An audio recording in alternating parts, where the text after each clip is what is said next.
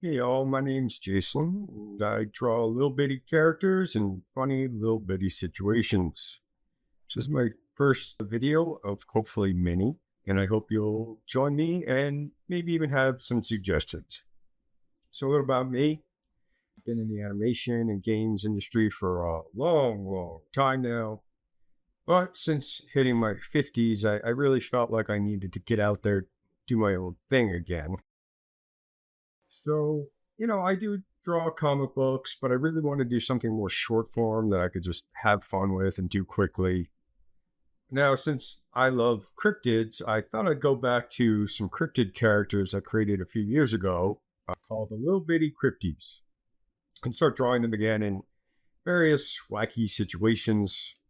Right now, I've decided to make motivational posters and some other one panel comic strip coloring pages using these characters. So shameless plug, go to littlebitties.com to download them, or even better, buy some stickers. It's honestly been a long time since I've had this much fun with my drawings, and I hope you'll have fun with them too. I'm also eventually hoping to branch out into sculpting when I get better at it, and maybe 3D models of these guys, maybe even the full scenes that I've been sketching. Let me know your thoughts in the comments. Anyway, like I said, these are a line of cryptids that I created a couple years back because, well, I love cryptids. I mean, who doesn't love cryptids? I mean, even skeptics, I think, love cryptids. Of all the paranormal stuff that I listen to on podcasts like Cryptonaut Podcasts and Monsters Among Us, go check those out. They're awesome. Of all the ones that I listen to or read, cryptids are my absolute favorite, far and away. They beat out ghosts and UAPs, as the kids are calling them these days. So far, I've got Wendell the Wendigo, Bert the Bigfoot, Jesse the Jersey Devil, Alan the A-Hole, Doug the Dogman, Mo the Mothman, Nigel the Nightcrawler, or Frankie the Fresno Nightcrawler. I haven't decided on his name yet. Let me know your thoughts in the comments. And Vanessa the Loch Ness Monster. I've also got a few more in mind, including the Hat Man, but he's not really a cryptid exactly in my mind. He's more spiritual than physical, but I'll probably call him Henry. So some of these are old thumbnail sketches I like, but never finished, as others took me away from them. But I figure now is as good a time as any to finish and or refine them, because I love these little guys, and I love coming up with goofy situations to put them in. Sometimes they're dark, funny too.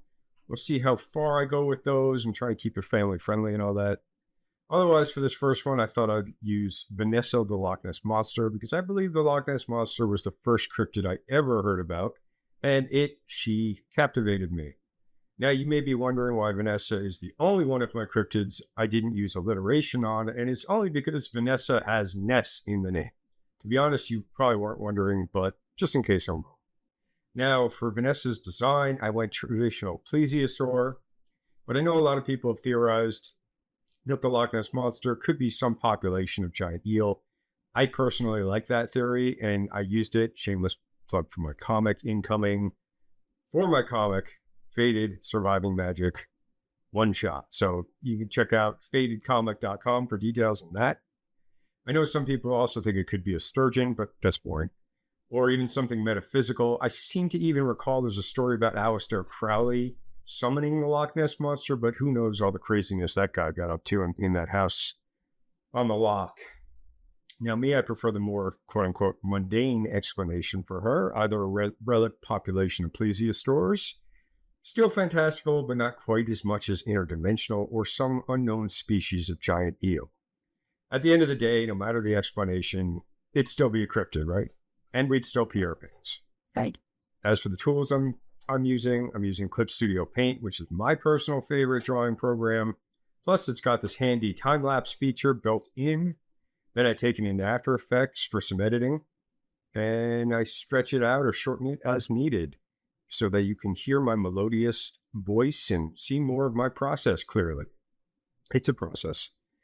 I'm also using my 15.6-inch XP and second generation tablet linked to my Asus Flow X16 for sketching. I'd love it if you smash the affiliate links along with the like and subscribe buttons. No pressure though. Otherwise, for my lineup of cryptids, I don't really have an overall story, just funny little moments, sometimes cute, sometimes dark, sometimes both. This first one, I have my cryptid hunter character, Sir Reginald Feathersby, on the hunt for the elusive Loch Ness monster. He's a very determined hunter, single-minded, and inflexible. I actually designed him with Teddy Roosevelt in mind.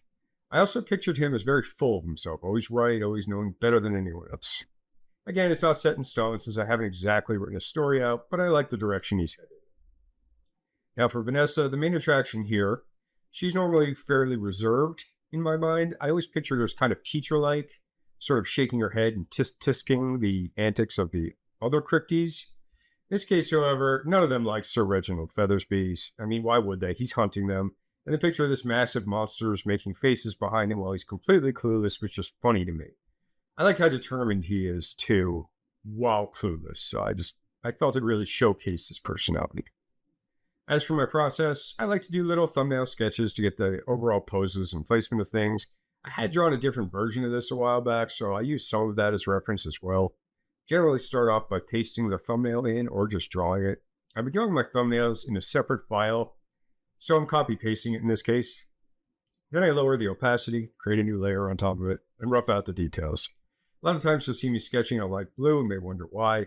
It's a bit of a leftover from my traditional animation days. Back when we used this stuff called paper and pencils, I'd smudge a lot since I'm a lefty. A lot of times we use these special pencils called Col Erase, C-O-L-E-R-A-S-E. They smudged way less for me, and I just got used to sketching in blues or lighter grays. Even now, with a smudge guard and working digitally, I still prefer sketching in blue. Once I've roughed it out, I flip it, make sure everything was correct. A lot of times, just by flipping the image, you'll see mistakes, like asymmetry you don't necessarily want. Isn't the human mind weird? I'll do another sketch pass over it. Incidentally, I like to use the Perry pencil, which I believe I got in the Friendin brush pack for my sketching. I generally go in, make a few alterations to the stabilization and roughness of the brush, and just start sketching. Next up, I'll do an inking pass. I go back and forth on the brushes that I like, but I tend to like textured brushes and pencils, something to keep life in the line. There are fantastic artists out there like Jeff Smith, who created Bone, which is a great book, but I prefer things sketchy in my own work. His stuff is very smooth. I've always said to people, I don't really want to be the next whoever. I want to be the first me. Now, I'm not sure how well I've accomplished this over the course of my career, but I think I've done all right in that regard. So right now I'm using something called a sketchy inker for my inks. I don't remember where I found it, but I believe it was in Clip Studio's downloads marketplace, and then I went in and altered it to my liking. So now it's all inked up. All that was left to do was come up with some kind of motivational statement for it. Hoping I nailed it. Let me know your thoughts. Well, that about wraps it up for now. I'll provide a direct link to the image so anyone who wants to color it can. In the meantime, I hope you enjoyed my first ever video, and you'll tune in again next week. I'm going to try and post every Thursday. Until next time, stay cryptic.